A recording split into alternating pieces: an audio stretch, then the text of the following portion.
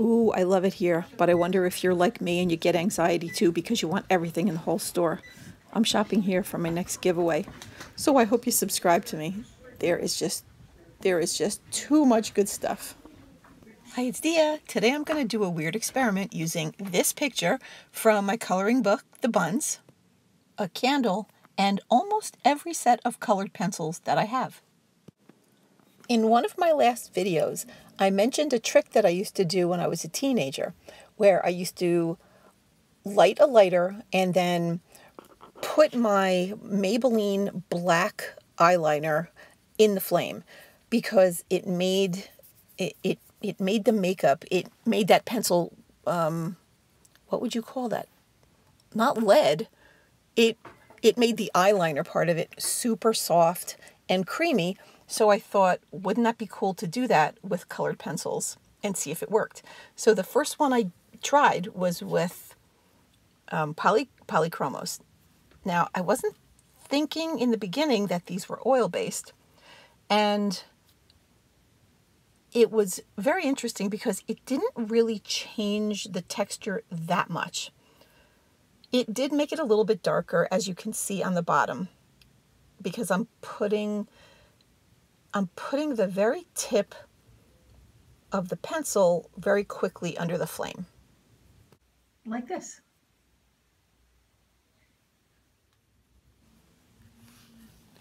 So I keep going back and forth with this purple pencil.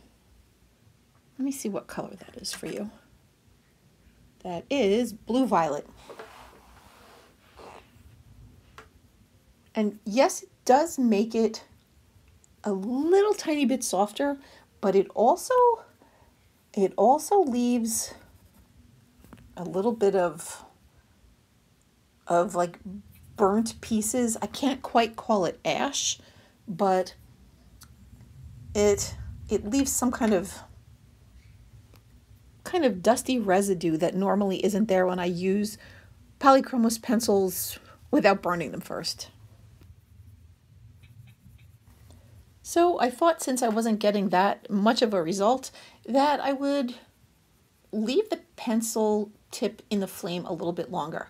And I didn't leave it there to roast, but rather than just going back and forth really quickly, I left it in there maybe a full second, which doesn't sound like a lot, but I didn't go back and forth. I just left it under the flame. And it did seem like it burnt the tip. You can see right there, it's sort of crumbling. And it did darken it to the point where areas, when I first started to draw, almost got black. And you can see there's some kind of soot left on there. And I wouldn't recommend doing that. And you can see it on my finger too. It didn't give me a desirable result. Then I used another polychromos in light ultramarine. I just sped this up a little bit because this isn't really anything perfect. I just was kind of going for the experiment. And see, I just wanted to see what this was going to actually look like. So it didn't blend wonderfully. I didn't love it. So I went back and forth with the blue violet, and I had to dust away some of that extra soot or whatever was coming off. And so for the polychromos, I would say that this isn't worth it. I wouldn't burn your polychromos pencils because the results are lackluster. Then I decided to try it with Prismacolors. And these are wax-based, and I guess because they're wax-based, this gave a very different result. It was almost like instant burnishing.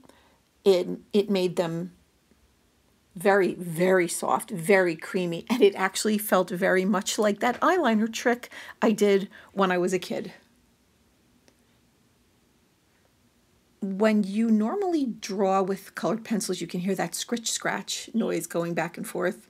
Not when you burn these. It's very creamy. It almost feels like a mix of like a magic marker and like oil pastels. Here I was using Lilac and Parma Violet from the Prismacolor set.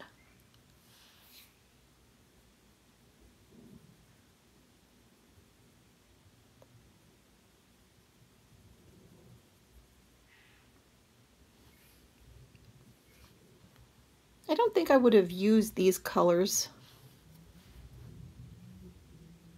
to color this image specifically if I wasn't doing an experiment, but I wanted to vary the purples a little bit. I was also getting used to using them because it was kind of like using a new medium.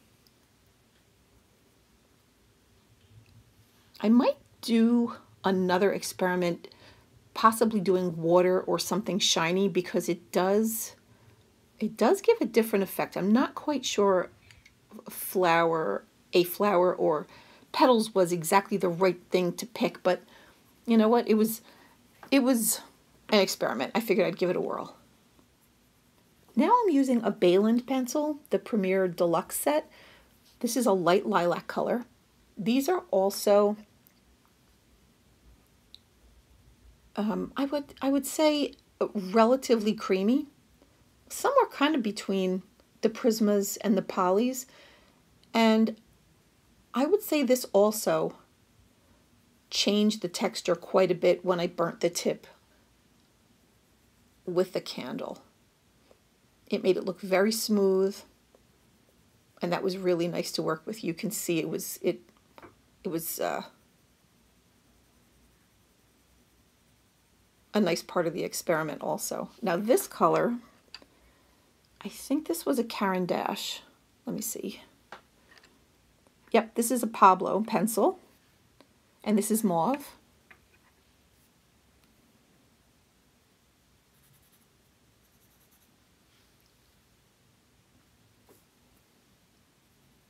This one got very creamy and covered up all the little imbrications in the paper almost instantly. There was no little white pieces showing through at all. And I really actually enjoyed coloring in this little strange method that I just devised with the Pablo pencil. Now I'm going over the top with crimson from Polychromos. I also burned this. And interestingly enough, I thought this was going to be impossible to go over because it was so thick and dense after burning it.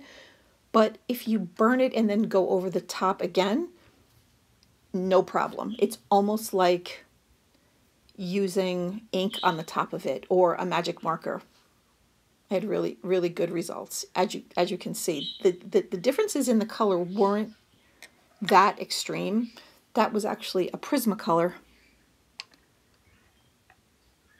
And I had no problem making detail, even after a very thick coat of those other colors.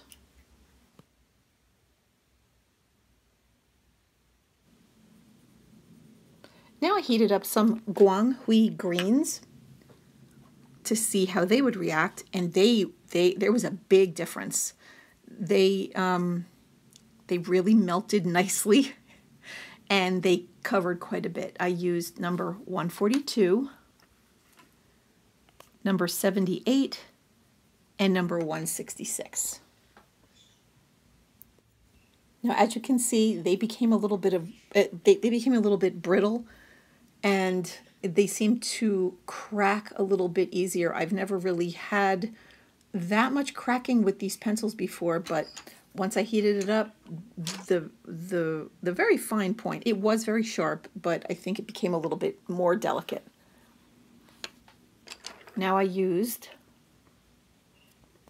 earth green yellowish in the Polychromos, and after heating it, it wasn't that much of a difference. So I probably, like I said before, I wouldn't recommend doing that technique with the Polychromos pencils.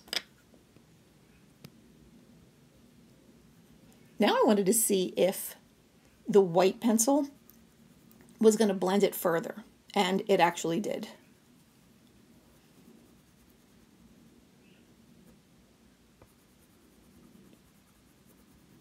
And then right about here, I thought, maybe I'll burn the white pencil too and see if I can get a really opaque white color on top of the colors that I already laid down.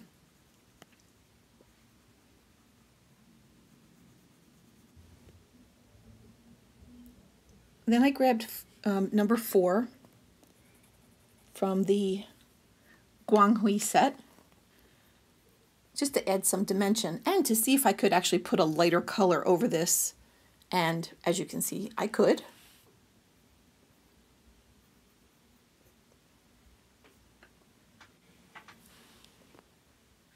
Now I burned the black, or I heated up the black Prismacolor, and I wanted to add some shadows and dimension. And after all those layers, I could still get the black over the top of everything, and it's truly a jet, really thick, dense black. And I was actually getting used to using them here, and it's kind of fun. It's, like I said before, kind of a different feel. It's a different medium, and you're going to have to get used to it. And especially with the Prismacolors, the tip is now even softer, and those pencils aren't known for holding the best tip to begin with because they're so creamy and so soft. So you have to keep that in mind. It's even softer now that it's melted. So now I'm just adding some more detail. I didn't have any preconceived notion that this picture was going to look decent at all because I had never really used this medium before. So this is, like I said, violet blue from Prismacolor. I'm going right over the top and adding some details and some lines, and I'm at this point having a really good time. So I'm really enjoying this, but I'm definitely going to have to experiment some more and do some more pictures because I don't think one flower was enough for me to decide completely if this is a worthwhile thing to do, meaning if it's going to improve the image or if it's going to make the actual process any more enjoyable. So now I'm just going to be going back and forth with the colors that I had been using.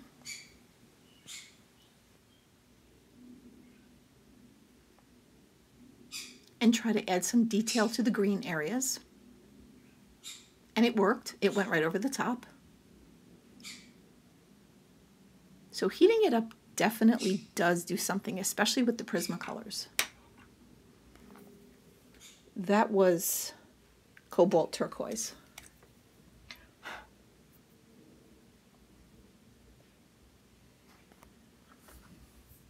Now this is a Signo gel pen, because heating the white up before gave an indication of white, but not that bold, really opaque white that I was hoping to see.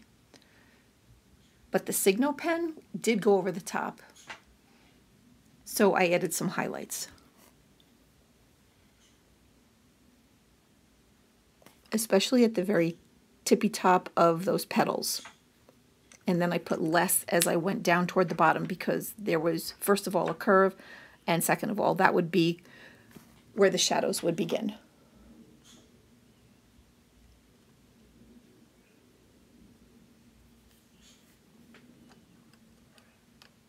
That's Polychromos Crimson.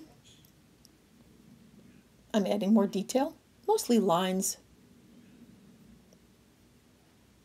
veins, excuse me, veins to make those petals look even more realistic and even a little transparent.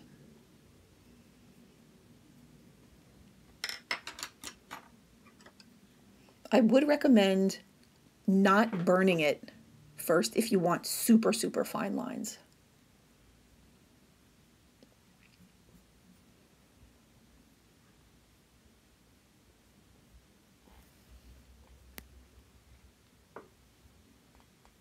Going back to that first color, blue-violet Polychromos.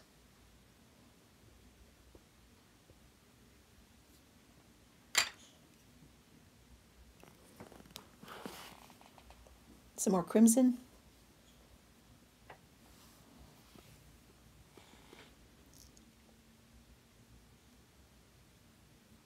Oh, if you don't follow me at this point, hit the subscribe button below and the little bell next to it, because then you'll be notified whenever I post a video and you won't miss a thing, because very soon I'll be offering up some more giveaways and I don't think you're going to want to miss them.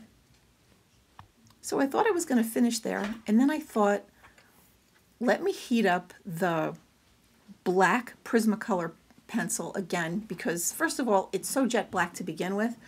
I wanted to see what it looked like and felt like heated up and used as a background. And I was really glad that I did, because it became so opaque and so easy to use. So that's something I would definitely recommend. I'm not quite sure if I'd recommend it for huge areas, because as you can see, the areas behind this flower are tiny. So this experiment was super fun. And like I said, I'm not quite sure if I'm going to use this on a regular basis. So I'm going to have to try this out some more myself, and I hope you try it out too, because it's pretty easy and you don't need really anything except something you already have. And if you do, tell me what happens. Tell me what you think if you use different kind of pencils that I didn't use today. So give it a whirl. And I hope you sign the petition that I wrote about getting better paper for Create Space books, especially for our coloring books. I will put the petition below. I hope you sign it. I hope we can get better paper for all of our books, whether you're a colorist or an artist. Once again, thank you for joining me. I hope you subscribe to me, and I will see you soon. Thank you so much for joining me. Bye-bye.